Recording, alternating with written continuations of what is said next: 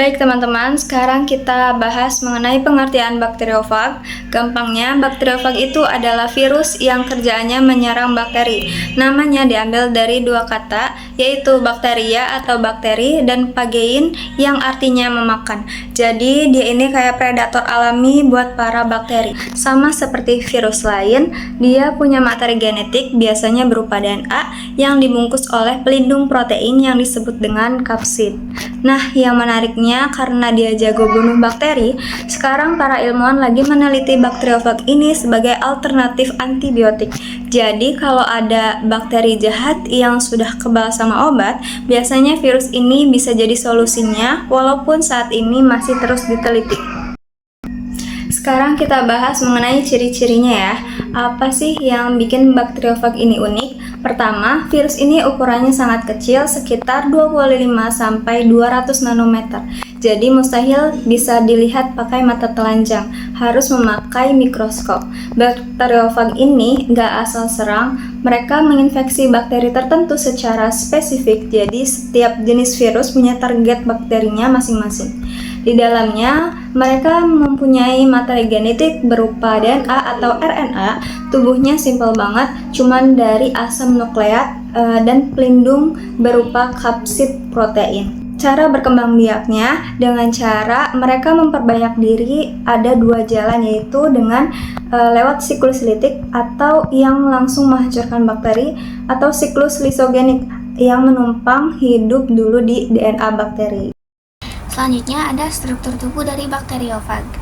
Bakteriofag memiliki beberapa bagian utama yang berperan dalam proses infeksi bakteri. Kapsid atau kepala merupakan selubung protein yang berfungsi melindungi materi genetik virus. Di dalam kapsid terdapat DNA yang menjadi materi genetik yang akan diinjeksi ke dalam sel bakteri.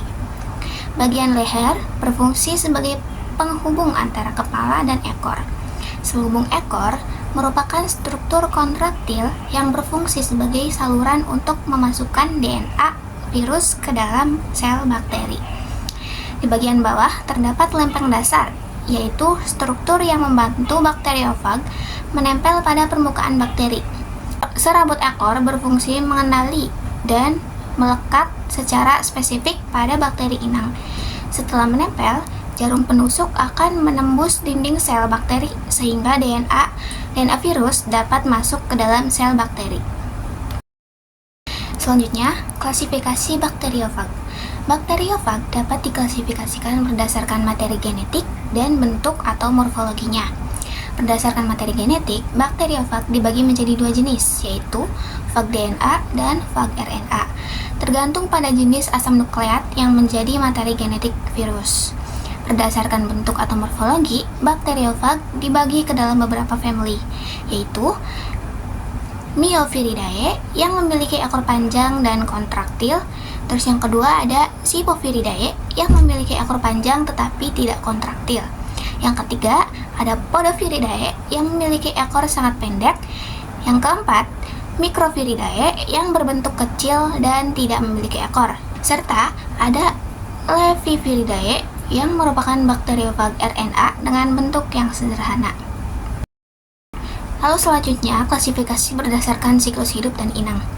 Bakteriofag juga dapat diklasifikasikan berdasarkan siklus hidupnya. Fag litik merupakan virus yang langsung memperbanyak diri di dalam sel bakteri dan akhirnya menghancurkan sel tersebut. Fag lisogenik adalah virus yang DNA-nya menyatu dengan DNA bakteri dan dapat berada dalam keadaan dorman sebelum aktif kembali. Sedangkan fag temperatur merupakan fag yang dapat menjalani kedua siklus tersebut, yaitu siklus litik dan lisogenik. Contohnya, yang pertama itu ada coliphage, yaitu bakteriofag yang menginfeksi bakteri Escherichia coli. Yang kedua ada staphylophage yang menyerang bakteri Staphylococcus.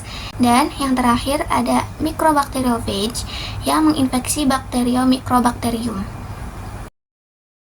Baik, selanjutnya yaitu ada contoh-contoh spesies bakteriofag. Contoh spesies bakteriofag yang sering digunakan dalam penelitian ilmiah.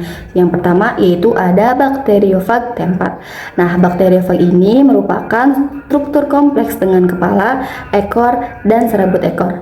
Virus ini sering digunakan dalam penelitian genetika karena membantu ilmuwan memahami bagaimana materi genetik virus bekerja dan bagaimana virus menginfeksi bakteri. Contoh yang kedua yaitu ada Lambda page. Bakteriofag ini terkenal karena digunakan untuk mempelajari siklus lisogenik, yaitu kondisi ketika DNA virus masuk ke dalam DNA bakteri dan tidak langsung menghancurkan sel inangnya. Contoh yang ketiga yaitu ada MS2 bakteriophage. Virus ini digunakan sebagai model penelitian untuk mempelajari virus yang memiliki materi genetik berupa RNA. Contoh yang terakhir yaitu ada PX174. Virus ini sangat penting dalam sejarah biologi molekuler karena merupakan virus pertama yang genomnya itu berhasil dipetakan secara lengkap oleh para ilmuwan. Selanjutnya itu ada peranan. Bakteriofag memiliki beberapa peranan penting, baik yang menguntungkan maupun yang merugikan. Nah, peranan yang menguntungkan salah satunya yaitu terapi bakteriofag atau phage terapi, yaitu penggunaan virus untuk membunuh bakteri penyebab penyakit. Metode ini sedang dikembangkan sebagai alternatif antibiotik. Gambar di samping menunjukkan cara kerja bakteriofag ketika menginfeksi bakteri, yang juga menjadi dasar dari phage terapi. Berikut penjelasannya. Nah, pada siklus yang pertama dimulai dari sebelah kiri, yaitu penyuntikan dan penempelan DNA virus bakteriofag menempel pada permukaan bakteri. Nah, setelah menempel, virus menyuntikkan materi genetiknya berupa DNA fag ke dalam sel bakteri. Kemudian, sintesis komponen virus setelah DNA virus masuk. DNA tersebut mengambil alih sistem kerja sel bakteri. Sel bakteri kemudian dipaksa membuat berbagai komponen virus seperti kepala, ekor, dan DNA virus baru. Nah, kemudian perakitan virus baru komponen-komponen virus yang telah dibuat kemudian dirakit di dalam sel bakteri hingga terbentuk banyak bakteriofag baru. Kemudian, lisis atau pecahnya sel bakteri, yaitu setelah jumlah virus baru cukup banyak, sel bakteri akan pecah atau lisis. Akibatnya, banyak bakteriofag baru keluar dari sel tersebut, menginfeksi bakteri lain. Virus-virus baru yang keluar kemudian menyerang dan menginfeksi bakteri lain di sekitarnya.